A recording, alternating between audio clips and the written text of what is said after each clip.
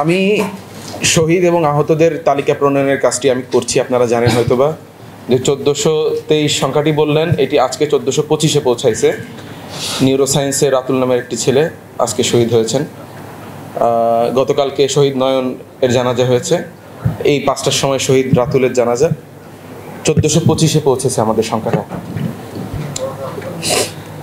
তবে এর মধ্যে অবশ্যই আমি আমার ঘোষণায় বলেছি যে এখনও আমাদের যাচাই বাছাই প্রক্রিয়াটি চলমান। এর মধ্যে ছাত্রলীগ, আওয়ামী লীগ, পুলিশ কিছু রয়ে গেছে আমরা ধারণা করছি, এবং এই লিস্টের বাইরেও হয়তো অনেকে আছেন। নিখোঁজদের তালিকাটা আমরা এখনও করিনি, করে ফেলবো ইনশাল্লাহ।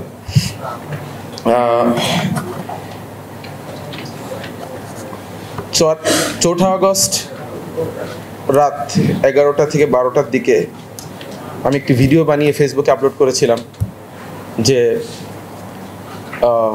এক দফা লং মার্চ ডাকা হলো যেটা ঢাকার দিকে।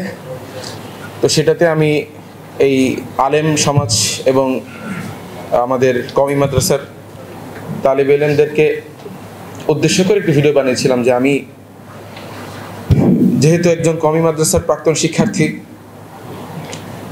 সেই জায়গা থেকে আমি কওমি মাদ্রাসার জগৎ, কওমি মাদ্রাসার যে বলয়, এটাকে আমি আমার নিজের পরিবার জ্ঞান করি, এবং আমি পরিবারের সদস্য হিসেবে আমার পরিবারের অন্য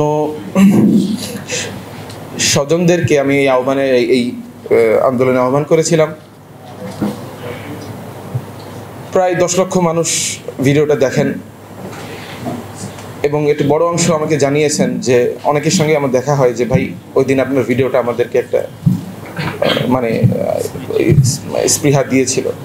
আমি এখানে বসে বসে শহীদদের তালিকাটাই 5 আগস্টে কারা শহীদ হয়েছেন তাদের আমি একটু পড়লাম। আমি অনেক শহীদের নামের পাশে আসলে ডেটটা লেখা নেই উনি কখন শহীদ হয়েছেন। আমি দেখলাম 24 জন এই 5 আগস্টে শহীদ হয়েছেন। তো আমি ভাবলাম যে 24 জনের মধ্যে কেউ না কেউ তো হয়তো আমার ভিডিওটা দেখেও আসতে পারেন হয়তো। তার কাছে আমার যে দায় আমি কিভাবে শোধ করব। আমি তাকে ডাকলাম, তিনি আসলেন, শহীদ হলেন। আর তার উপর দাঁড়িয়ে আজকে আমি এটা মানে একটি রাজনৈতিক জায়গায় দাঁড়িয়ে আছি। আমার আসলে অনেক দায়, অনেক ঋণ তারা রেখে গেলেন আসলে। যাই হোক, আমি বক্তব্য লং করব না, বেশি কিছু আমার বলার নাই। আমি সিম্পলি কয়েকটা বিষয় আপনাদের বলতে চাই। প্রথমত,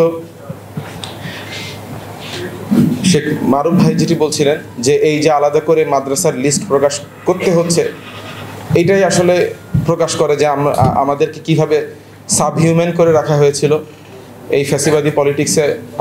রাষ্ট্র আমাদেরকে ওন করে নাই।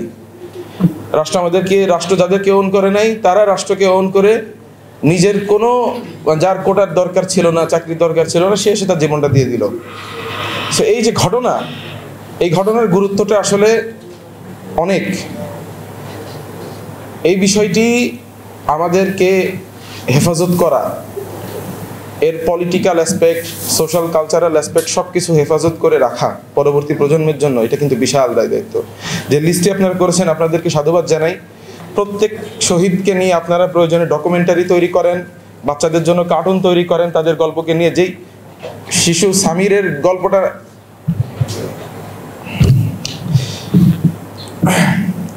আমরা 69-এর গণঅভ্যুত্থানের শিশুর ছবিটা দেখি, শিশু সামিরের গল্পটা আপনারা নিয়ে আসেন এখন আমাদের সামনের অনাগত প্রজন্মের জন্য। এই গল্পগুলো তুলে নিয়ে আসেন। কিভাবে আনবেন, পাঠ্যপুস্তকে কিভাবে নিয়ে আসবেন, কিভাবে তাদের শিশুদের যে নির্মল বিনোদনের জায়গাটাতে এইগুলো পুশ করবেন। রাজনৈতিকভাবে, সাংস্কৃতিকভাবে, সামাজিকভাবে সব জায়গায় এই গল্পগুলোকে আপনারা তুলে আনেন। যদি না পারেন, আমরা যদি না পারি, তাহলে আমরা ব্যর্থ, ঐতিহাসিকভাবে আমরা ব্যর্থ বলে পরিগণিত হব।